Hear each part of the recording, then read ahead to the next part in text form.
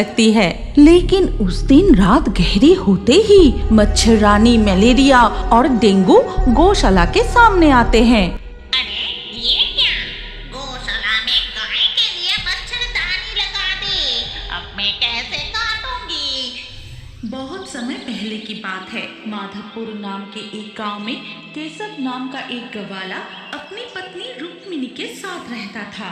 कपिला गाय के दूध बेचकर ही उनका घर चलता था। यहाँ तक कि इस गांव के ज्यादातर लोग गाय पालकर ही अपना गुजारा करते थे। अरे कपिला, तू इतनी हिल क्यों रही है? शांत होकर खड़ी रहना। मुझे दूध दोहने ही नहीं दे रही। अरे तब से तू बस हिलते ही जा रही है।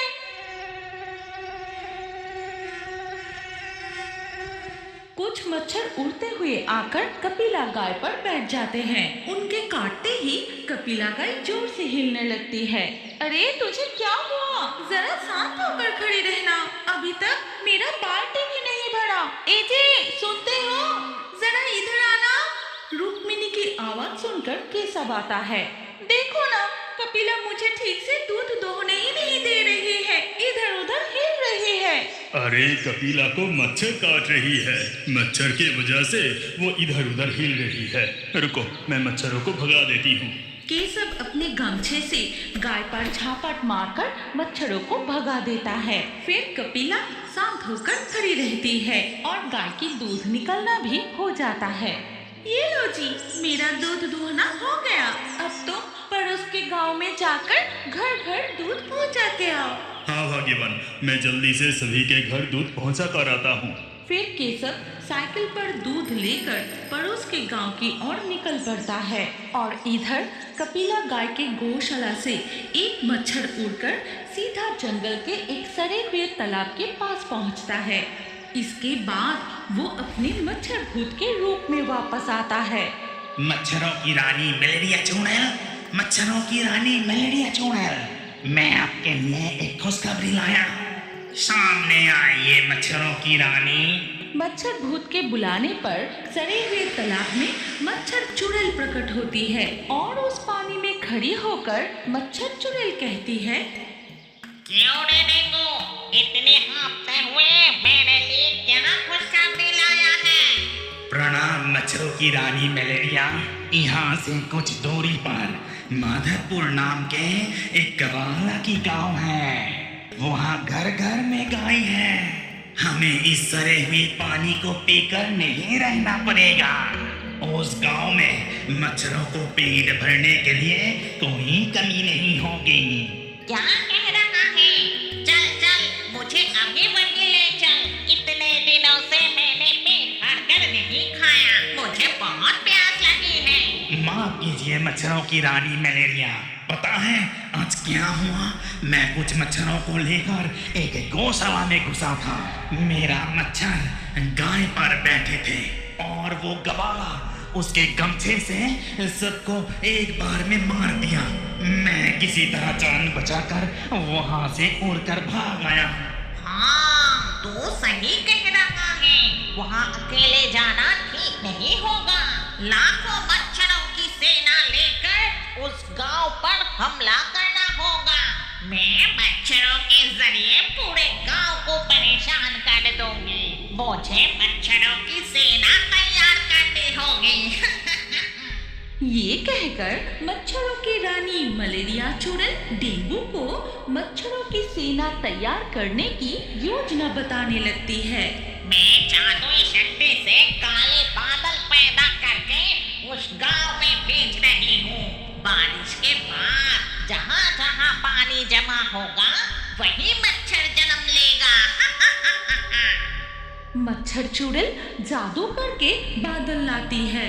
फिर वो बादल माधवपुर में जमा होकर मूसलाधार बारिश शुरू कर देती है। चारों ओर पानी जमा होने लगती है।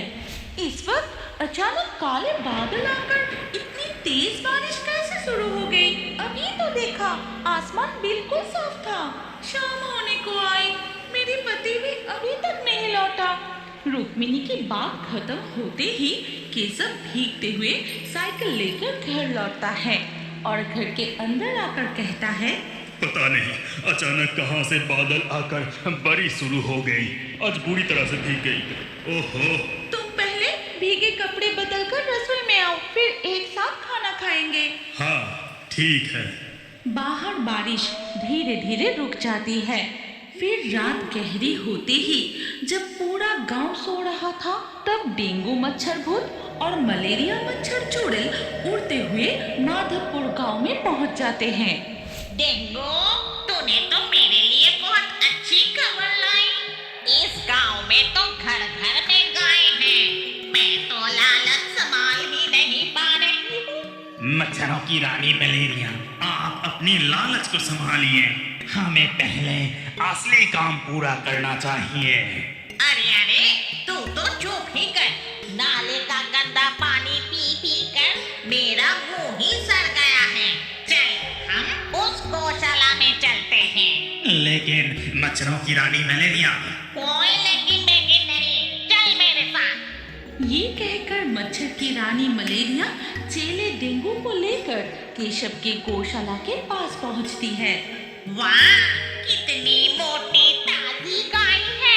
इसे काटकर मैं अपनी पेट भरूंगी।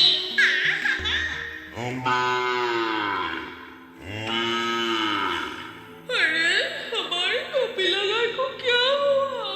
इतनी रात को क्यों चिल्ला रही है? अरे कुछ नहीं, लगता है उसे भूख लगी है। मैं सुबह उठकर उसे पेट भरकर खिलाऊंगी। अभी तुम मुझे सोने दो। ओहो, ये गाय तो चिल्ला चिल्ला के मेरी कान ही खराब कर दी। रानी मलेरिया, लगता है वो हमें देखकर डर के मारे चिल्ला रही है। हमें छोटी मच्छर बनकर उस पर बैठना होगा।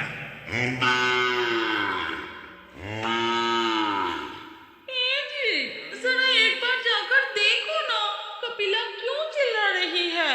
उसे भूख लगी तो घास देकर आना। हाँ जाता हूँ। केशव उठकर कमरे के दरवाजा खोलते ही उधर मच्छर चुड़ैल और मच्छर भूत। रानी मलेरिया, लगता है इस तरह कोई आ रहा है। हमें जल्दी से छोटे मच्छर बनना होगा। हाँ हाँ, तूने बिल्कुल सही कहा।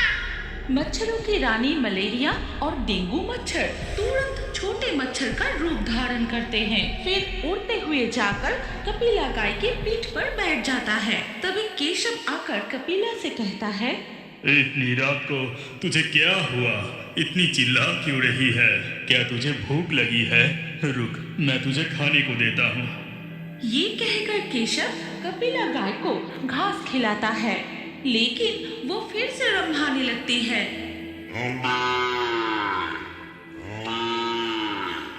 आज तुझे क्या हुआ कपिला?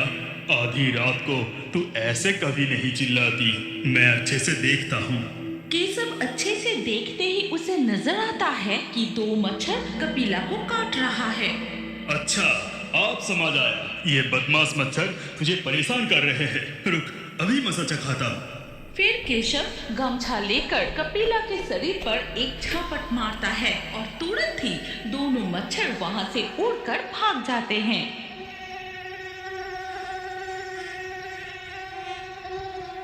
इसके बाद केशव कमरे में जाकर सो जाता है।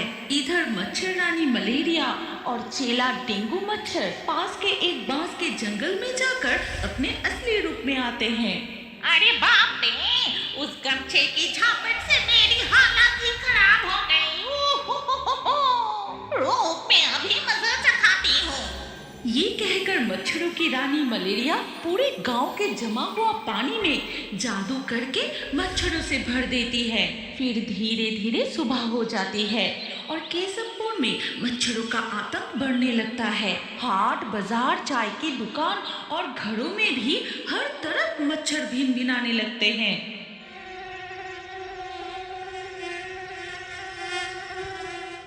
बाप रे बाप, पता नहीं अचानक इतने मच्छर कैसे बढ़ गए। मच्छर के काटने से, आवाज से बिल्कुल परेशान करके रखा है। अरे देखो देखो, वो मच्छर हमारी गाय को भी काट रही है। उस पर कितने सारे मच्छर बैठे हैं। हम तो मच्छरदानी में सो जाएंगे, लेकिन इसका क्या होगा? सही सही कहा। मैं गौशाला में गाय के लिए मच्छरदानी लगा देता हूँ, फिर उसे